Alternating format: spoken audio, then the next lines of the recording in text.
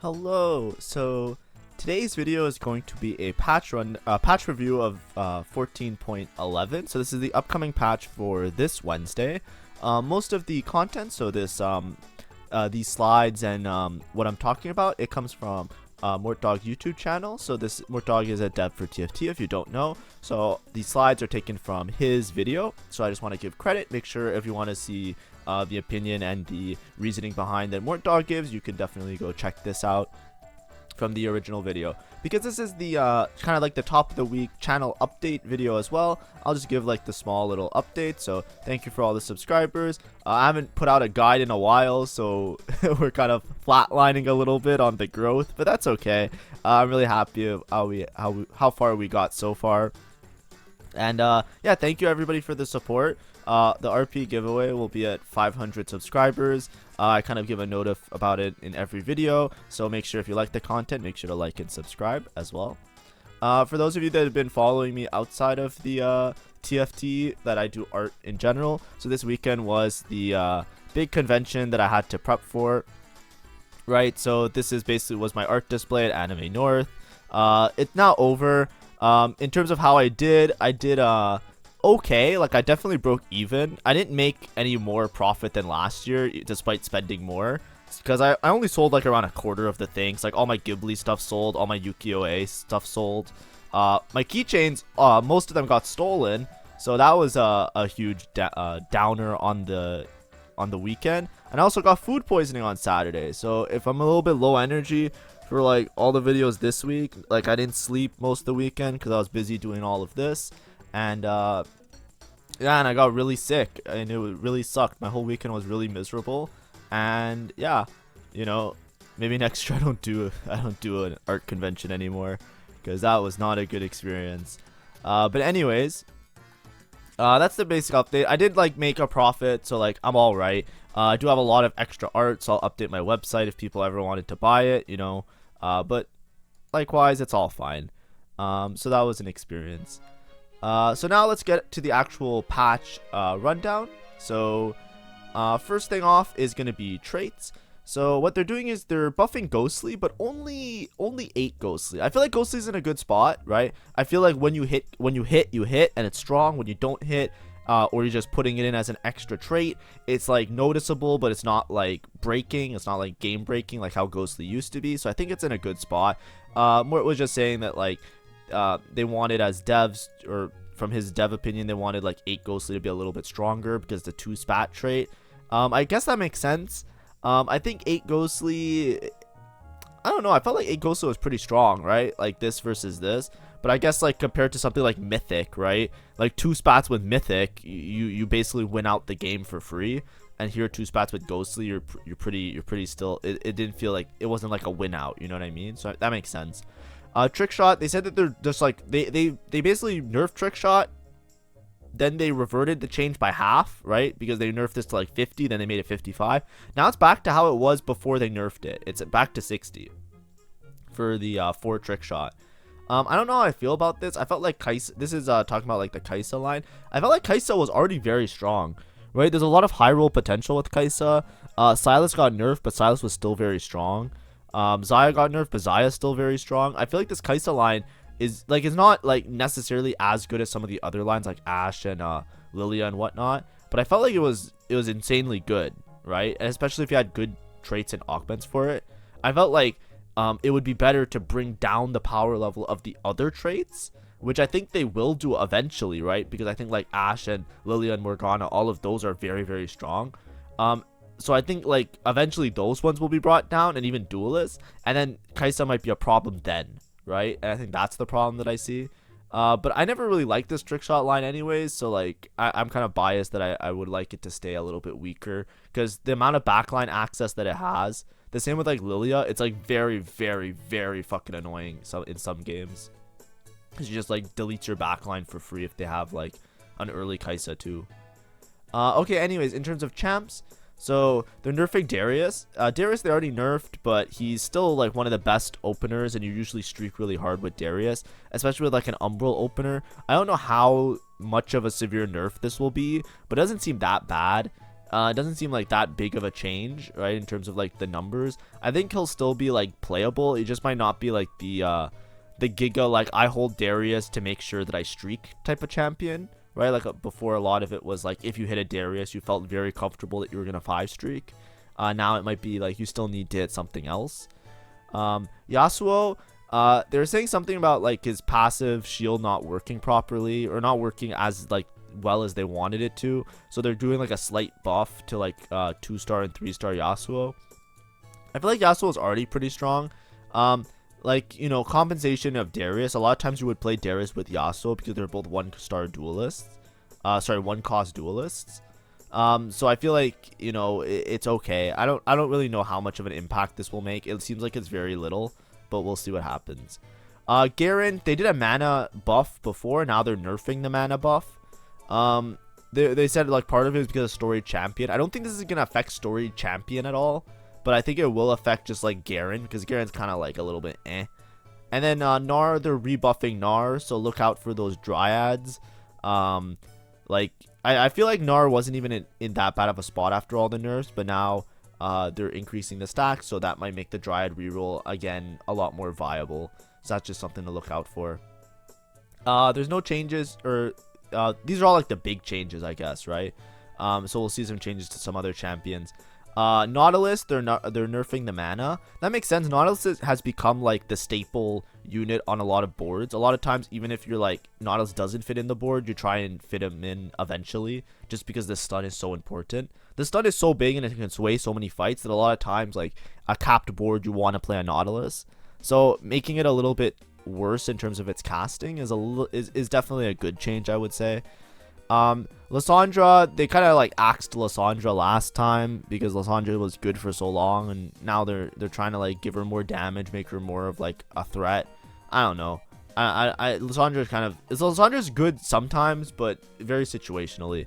I think Arcanist is something that did fall off. I used to love reroll Arcanist, and now it's like just with like the swelling of how much damage everything else does, it feels like a lot of times playing vertical Arcanist isn't even as much damage as playing like Lilia, you know? So it's like, I feel like this Lysandra, you know, she definitely needs more damage because you can't play her in those vertical Arcanist lines and kind of have like a demon. But that makes sense.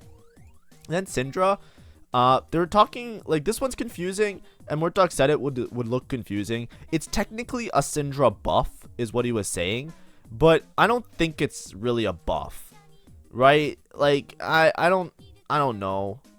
It's hard to say. So basically what this change means, right?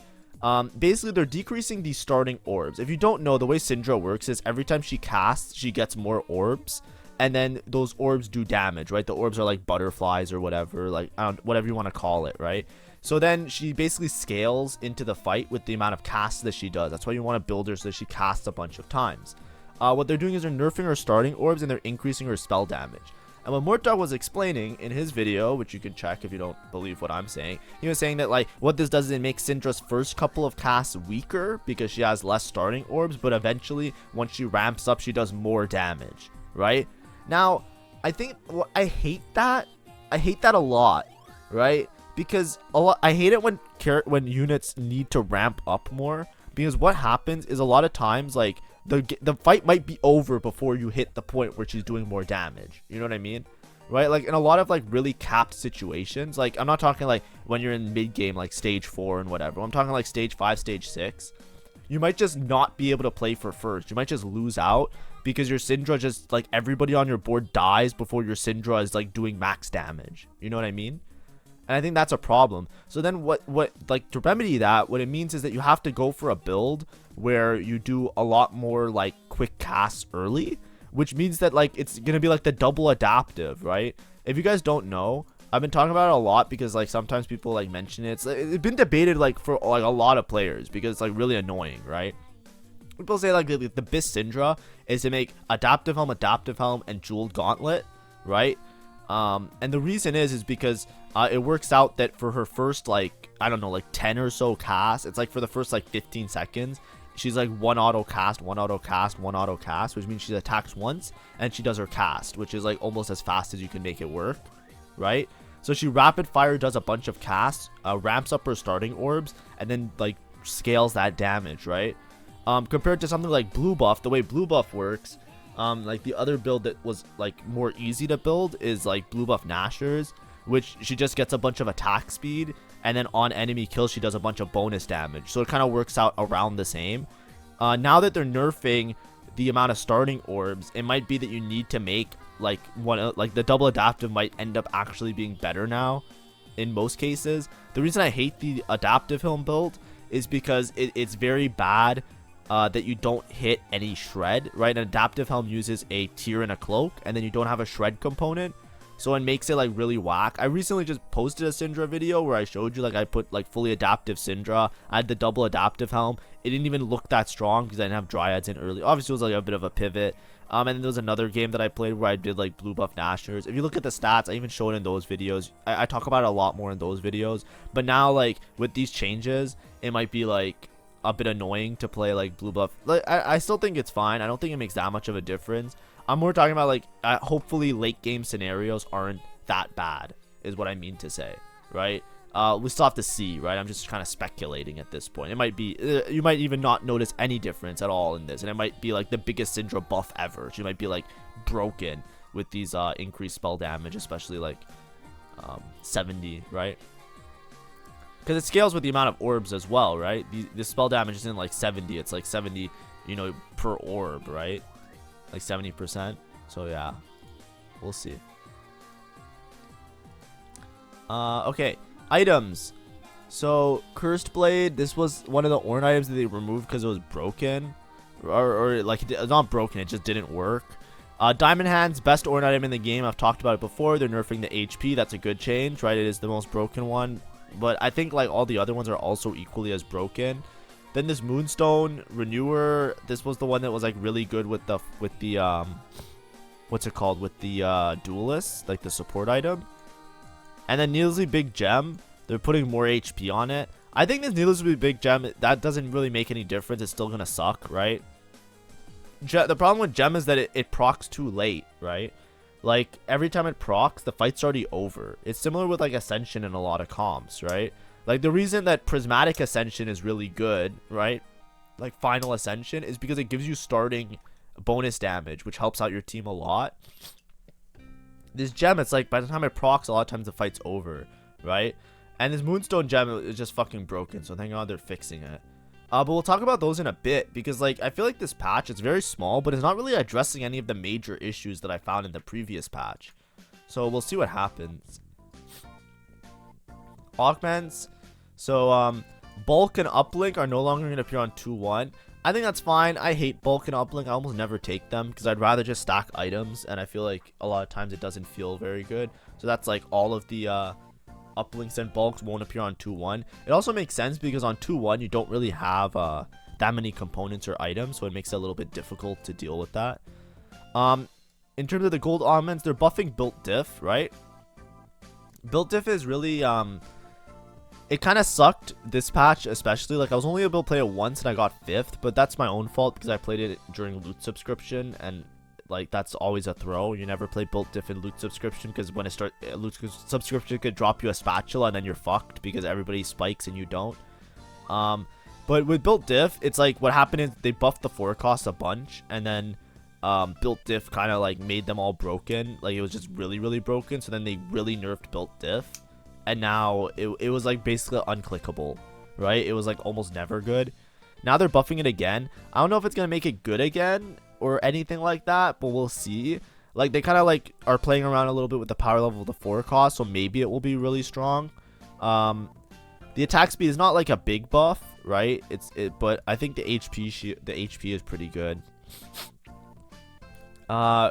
Grim Harvest Reaper, they're now giving you a Yone instead of a Kindred. They're trying to give you like higher value units, which is pretty good if you're going for like a Yone reroll and more Omnivamp. I think like 4 Reaper is something that's a little bit slept on. I think 4 Reaper can actually be somewhat good, even in the current meta. So I think like having stuff like this that can help enable a comp like that is pretty good, right? I think it just needs a little bit of work, right? I think like the 4 Dryad 4 Reaper, or if you play like 4 Umbral 4 Reaper, I think you can make it work pretty well. Especially with now, if you're buffing this, it might be a little bit stronger.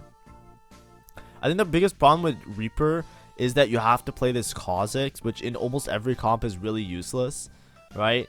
Whenever you're playing like 4 Reaper. So usually you want to get like a Reaper +1.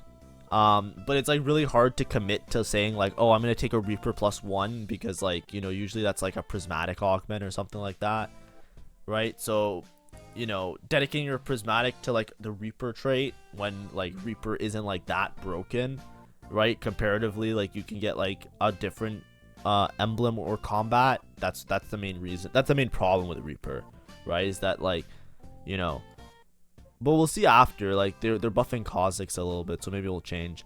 Lucky Paws they're nerfing. That's good. I'm glad. Lucky Paws is very fucking broken. What I was saying a while ago is that the most broken part to me with Lucky Claws isn't even the damage that Kabuko does, because the Kabuko damage kind of like, how do I phrase it? Especially late game, it falls off, right? Like late game, like you need to have a full board to support the Kabuko. I think the more broken part of Lucky Paws is the fact that he gives gold every time he kills a unit, right? Which I guess they're trying to make it so that he kills the unit less, and that remedies the gold a lot.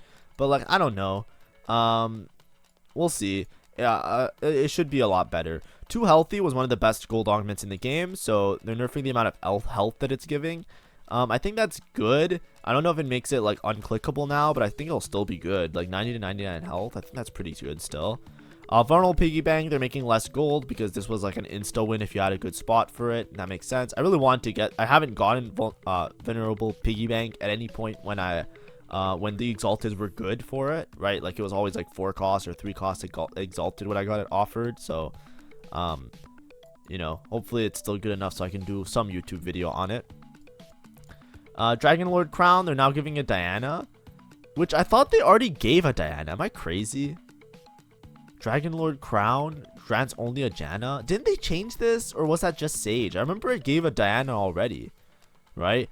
Final Ascension no longer appears on 2-1. That makes sense, right? It's just like, you know, it doesn't really make sense in the early game. And then Porcelain Crown, they're changing it from Lux to a Mumu. I swear Dragon Lord had this. I remember I was talking about it before, but maybe it might just be Enter the Dragon that they changed last time. But this is really strong, by the way. The reason it's really strong is because basically you start the game with 3 Dragon Lord, right? Even if you have no Dragon Lords in, which a lot of times if you get like an emblem, a lot of times when you get an emblem, it's because you're tailored to that augment, right? What that means is like you have the units in. Like you have the Dragon Lord trait on your board, so then the augment offers you a Dragon Lord crown because like there's a system like that in TFT, right? Where there's like a small percentage chance that if you have that trait on your board, then it will give you an augment that is related to that trait. So what that means is like if you're already playing like Janna and Diana, and then it just gives you a Janna and Diana, it helps you, especially if you're re-rolling those lines, which are pretty strong. And then a Dragon Lord crown, that's like 3 Dragon Lord off rip. And then even if you don't have a Janna and a Diana, you still get 3 Dragon Lord off rip, which is really strong, right? Especially early game, it's just a lot of attack speed, which can help. Like it's very flexible as well. You can play it with like any board, right? Right, you could take like a Dragon Lord Crown, Janna Diana, and you could end up playing like Lilia Morgana, right? And just play like a Janna as an extra invoker, right? Like, you know what I mean? There's some good opportunity there. All right. Now, these are the small champ changes. So on this slide, Murta was talking like he wanted to like buff, like they're trying to buff some of the weaker 1-cost units and 2-cost units to make them like rerollable. I don't like that mentality. Right, that's the part of TFT that I find the least fun, but I understand why they're doing it. Like I'm not gonna like complain about it, I'll just say like my reasoning. I feel like when you buff a lot of the low cost units to make them rerollable, it makes it so that the game, like the more people that are rerolling in your lobby, the more you should be rerolling as well, is a lot of the time, right? Because like let's say the whole lobby, let's say you're playing a lobby and there's 8 people in the lobby as per usual, right? Let's say 5 of them are rerolling, right? And you're one of the 3 that aren't rerolling.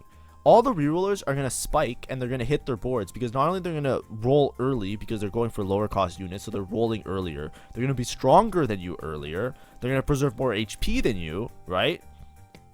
And you won't be able to streak. You're just going to lose against everybody because everyone's going to be hitting like really strong boards earlier, right? When people reroll, if more people reroll in the lobby, then it helps other people reroll. Like if one person's rerolling Kha'Zix, they're taking out a bunch of Kha'Zix out of the pool. Now other 1 costs become easier to hit. If someone's rerolling, for example, Senna, then other 2 costs become easy to hit. And like besides contesting each other's units, what ends up happening is everybody hits really easily. So not only do they hit and they're stronger than you, they're also very rich. Like they hit like above tempo, or they hit in a good tempo, because the whole lobby is helping each other hit the units. So that's why then you're incentivized to also reroll. But the problem is, if you don't have a good opener for it, right? Like let's say you don't have items for it, or the items you have or the units you have are one that somebody else is playing, and then you're contested reroll, it just makes it really unfun, right? I find that I prefer to have more of the game played earlier. Now the low cost rerolls though, like I'll throw a bone. I'll be really honest, right?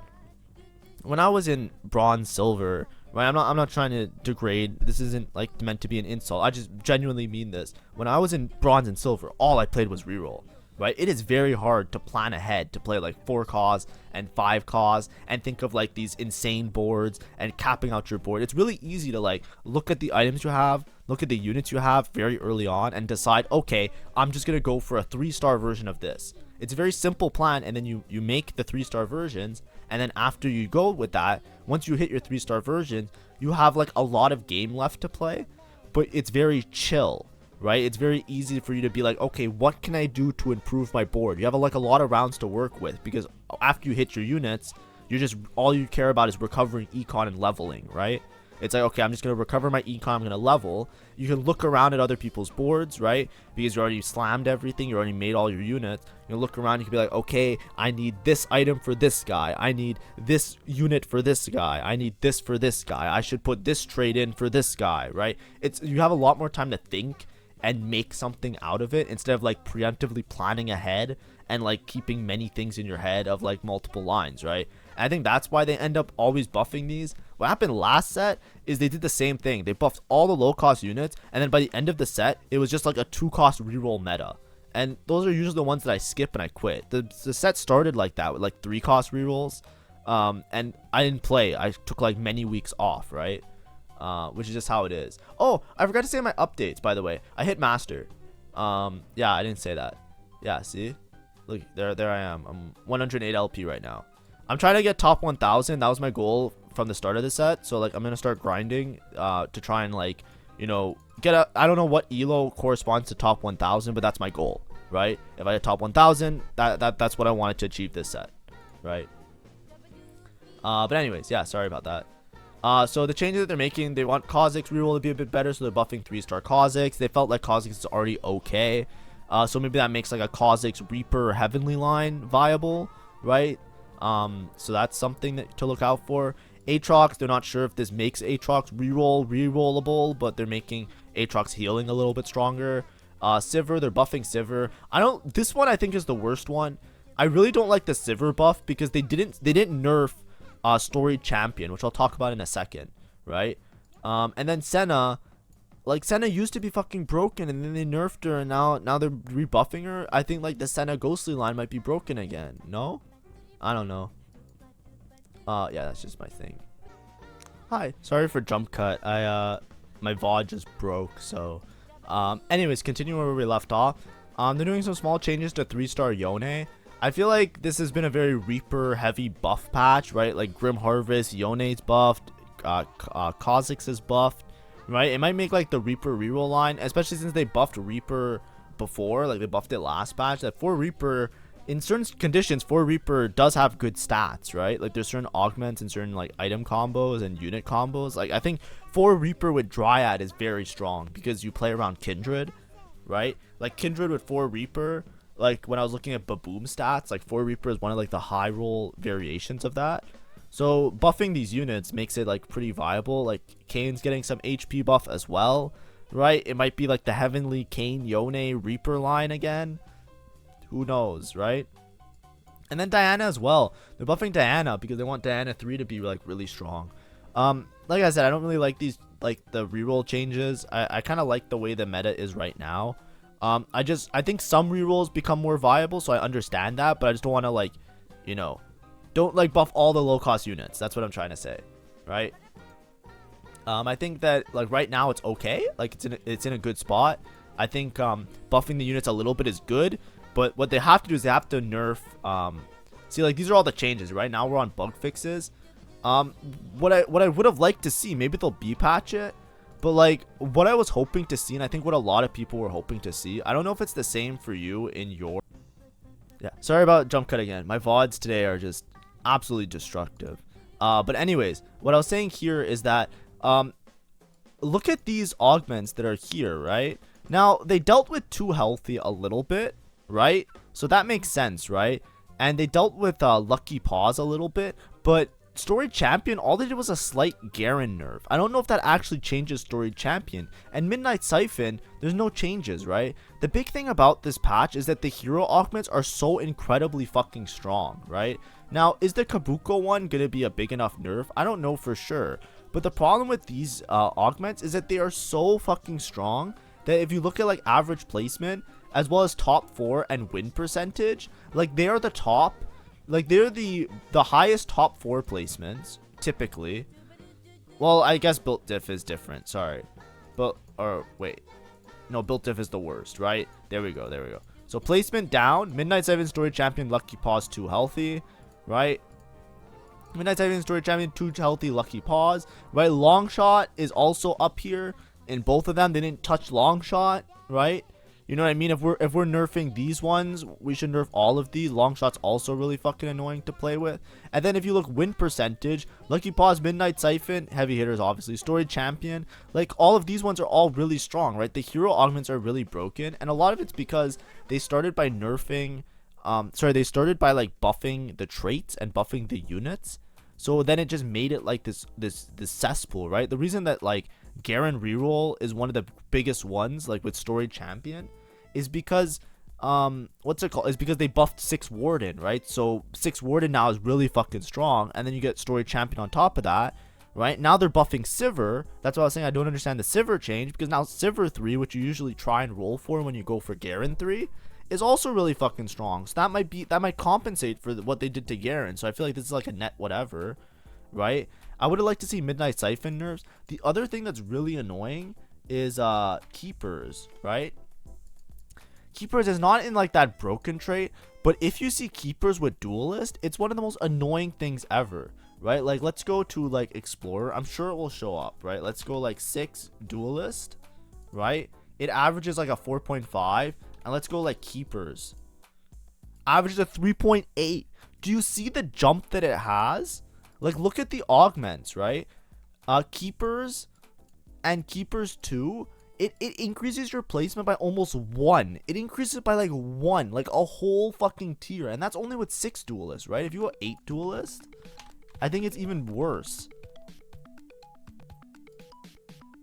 Yeah. Like it's so broken, right? Because the way that Keepers works is if you like read it, it gives like adjacent allies a health shield, right, for 8 seconds, and it stacks, right? And the thing with Duelist is you're playing a bunch of melee units that are all you can play really close together. Melee units love to have extra HP because they're all about sustaining themselves, right? The whole thing about Duelist is that, one, you need to ramp up because Duelists like gain attack speed over time, right? That's how the Duelist trait works. So you want Duelists to ramp up.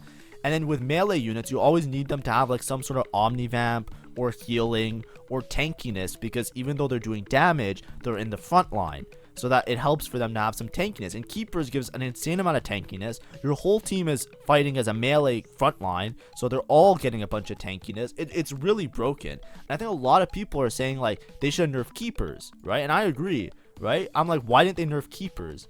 That's something that I would have liked to see, which it's okay if, like, you know, maybe they'll get to it in like a B patch or something.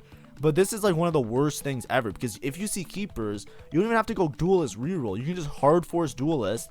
And there's many people in the lobby that, like, you know, multiple people at Keepers, they hard force Duelist. And that's why there's so many Duelist players in the lobby, right? They're not even rerolling. They're just like all contesting each other, and they're all going like pretty good placements, right? They're all going like top 5 or a lot of times top 4 multiple ones. Right, so I wish that was gonna get dealt with, but it didn't. But that's okay. Bug fixes. So I don't know many of these. I kind of read them already. More MorelloCon fixing. Okay, cool. These ones, just to know that Cresta Cinders is the red buff one. These are the Radiant Morello and Radiant red buff. They used to burn for 3%, and they used to be some of the best items in the game. So now be aware that now they work properly. They were bugged to be better than they were. So now make sure that, like, you know, before you, if you were like a default take Radiant Red buff player, make sure that you check now to see in like if like it's actually good still. This doesn't matter. This doesn't matter. These are just visuals. Suspicious trench coat. I don't know what this bug was. Because I never had it. Mortdog said that he doesn't know if it's a buff or a nerf, so that always scares me because Suspicious Trenchcoat is already really fucking strong. So if it's a buff, like, what are we doing here, right? Another issue with Trenchcoat was fixed. Umbral, there was an issue if you put your Umbral emblem on a unit before combat begins, it didn't work properly. I think that was when you went from 4 to 6 Umbral, because like it doesn't register because like the board doesn't change, right? Like, you know, the hexes, when you go 6 Umbral, it lights up the whole board. I think that's when the issue happened, but I usually slammed it ahead of time. This one is the only really big one, right? In my opinion. If you didn't know, Irelia before was bugged with Infinity Edge. If you put Infinity Edge on Irelia, it was like worse than putting an item. It was worse than no item. The reason is that it basically like overshot the, like, there was some bug that basically would like reduce her crit chance if you put it on her, right? Like if she had too much crit chance, like if you had another crit item and a Infinity Edge, what would happen is she would like it would go like negative crit. Like she would do less damage with it. So like it was mostly an issue with Infinity Edge because Infinity Edge has like the scaling, like when you have 100% crit and stuff like that. I don't know exactly what the threshold was, but it was basically like never put Infinity Edge on Irelia. That's what everybody would always say, and people would be like, oh, is it that bad? It can't be worse than no item. It's like, yes, it was like detrimental. Like she did less damage with Infinity Edge. So now they fixed that bug, so that's good. That also helps, like, you know, especially if you didn't know about these bugs, because a lot of times like when bugs happen, people don't talk about them that much. I don't know why. I wish there was a place where they would like openly state the bugs a lot of the time. A lot of the way I find out about bugs is like I try it, it doesn't do well, I look in the stats are really fucking bad, and then I'm like, oh, it must be bugged because something's not going well here. And then, or I hear it from like a streamer, or you hear it from someone like me. But it is what it is. Just know now it's fixed, so yay. We take those. And then start game portals, whatever. Anyways, thank you for watching the patch rundown. Sorry that it was a bit choppy at times. My VOD kind of broke a couple times. If you like the content, make sure to like and subscribe. I'll do like a general TFT guide sometime later this week. I'm just recovering from convention, right? I'm still not 100%. It was a very grueling weekend for me. And then in terms of like this patch and predictions for the patch, I think everything's like around the same. I think Reapers might be like really strong, just like in terms of like how they're buffing each of the subsequent units. And I think they were already like something that was strong previous patch, so just be aware of that.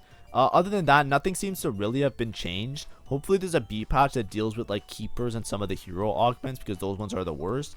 Hopefully Kabuko is still playable, because I find it very fun.